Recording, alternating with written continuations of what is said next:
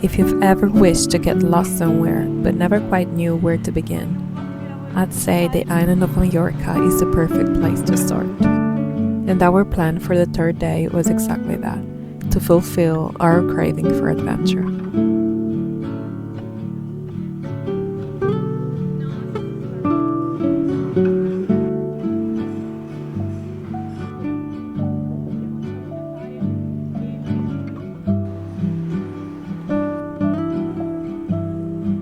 Not longer after a quiet intake of sugar and caffeine, a bus was already waiting to take us on our journey.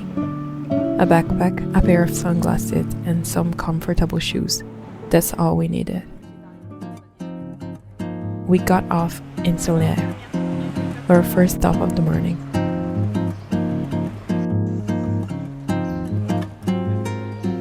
Orange trees, stone buildings, and artisan shops stood open ready to welcome us in.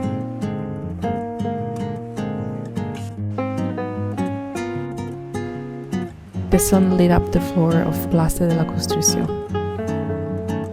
People laughed and chat, and the gentle clicking of cups on saucers filled the air.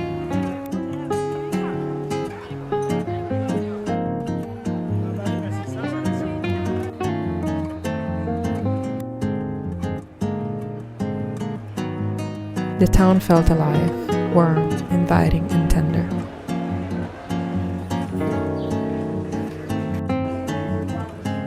We were happy to see we weren't the only ones strolling through the streets. Admiring how beautiful the day was unfolding. Soon enough, we began wandering down quiet alleyways in search of a more peaceful corner to explore. Cats, artwork, and delicate details appeared on floors, in shops, and even on door handles. We couldn't help but be surprised by the sight of closed houses offering lemons and other goods on doorsteps in exchange for small donations, trusting the passerby would be kind and generous in return.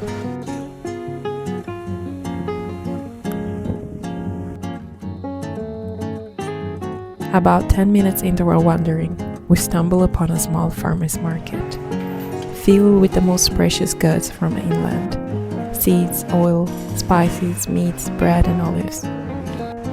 Everything the earth and trees could offer. We both picked up something for our families before continuing on.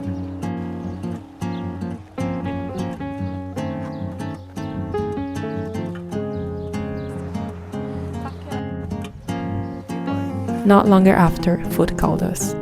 Maybe it was everything we had seen at the market. Maybe it was watching others eat, or simply the delicious smell in the air. Either way, we stopped for a break and a bite to eat.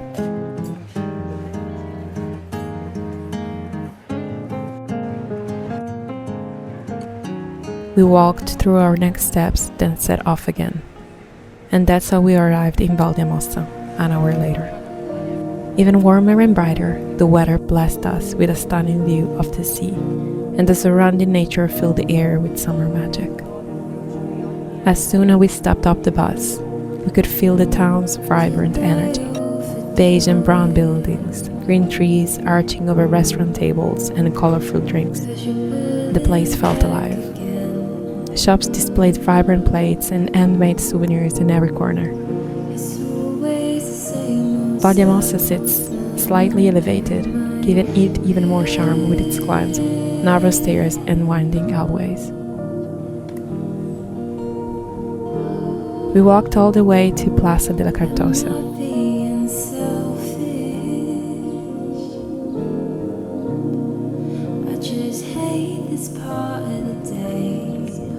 Then made our way down again until we reached Mirador de Valldemossa. We were met with a breathtaking view of the hills and mountains surrounding the town.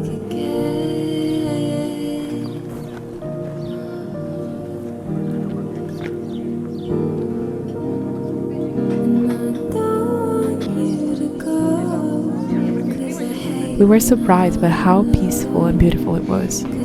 Stone, brick, and terracotta blended together to shape the streets and houses of this small Mallorcan gem. And I think I took a little too much, 'cause my heart feels like always going to stop. Please just stay the night, stay the night, stay the night.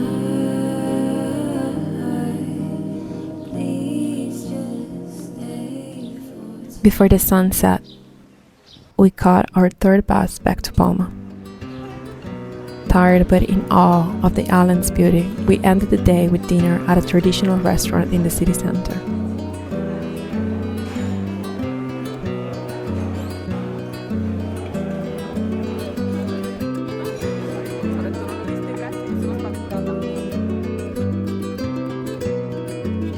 Over sangria and shared bites of food, we reflected on how incredible it all felt, and how sad we were that the trip was already coming to an end.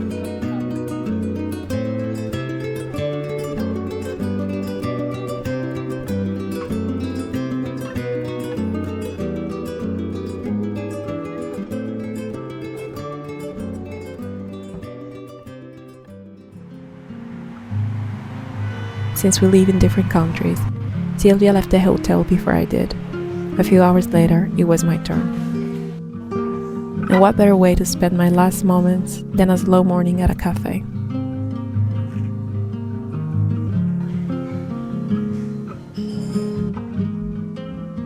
After packing my things, I tried to clear my mind of all the emotions and memory I've been so lucky to experience.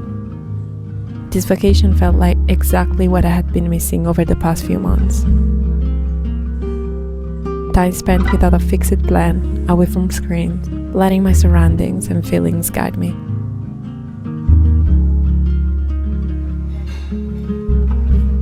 I was truly blessed by my dear friend's presence, energy, and love. I couldn't have asked for a better way to start the summer.